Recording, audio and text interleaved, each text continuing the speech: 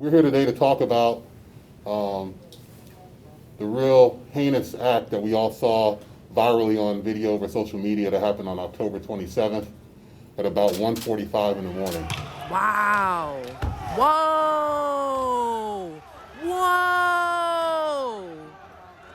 Oh. We represent Rickia Young, and we represent her son, a 2-year-old, who was in the car with her.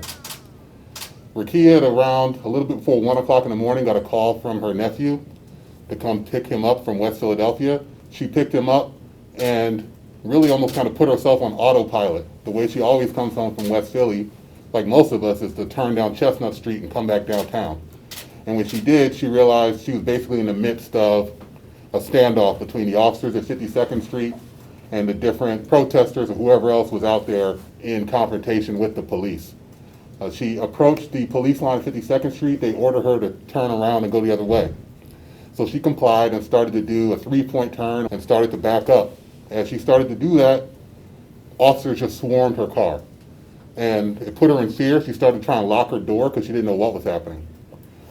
The next thing that happened was the officers started using their batons, banging on her window, smashing the windows, till ultimately they were able to break the windows open, force her door open, and yank Rickia and her nephew, who was 16 years old, out of the vehicle.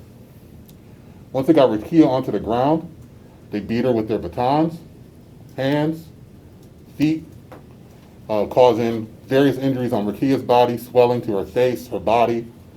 She ended up having a swollen trachea, blood in her urine. Her face was bloodied, and ultimately they put her in custody. The officers removed Rickia's son from the car and refused to tell Rickia what they were going to do with her son. And on the wristband on her in the holding cell, it said assault on police. After a few hours of being in custody and everyone else had been processed that was in the roundhouse, the officers called her name and told her that she was being released without any charges being filed. It brought to our attention that the National Fraternal Order of Police were running a photo of Rickia's son with the police officer and proclaiming that he was being rescued after walking around barefoot in the city of Philadelphia. This is an intentional lie.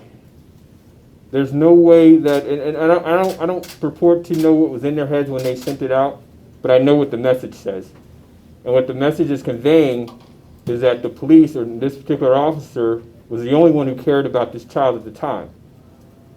And the message says that the police are the only thing standing between order and anarchy. That's what the message says. But we know what reality is that at the time, the anarchy involving this child was created by the police directly. The lawlessness involving this child was created by the police directly. Unfortunately, this is not a unique event. We have seen this happen before. We represent gentlemen who had this happen to them on June the 1st in 22nd and Allegheny. We have video of that too. We put the city on notice about that. So this has become a disturbing trend. I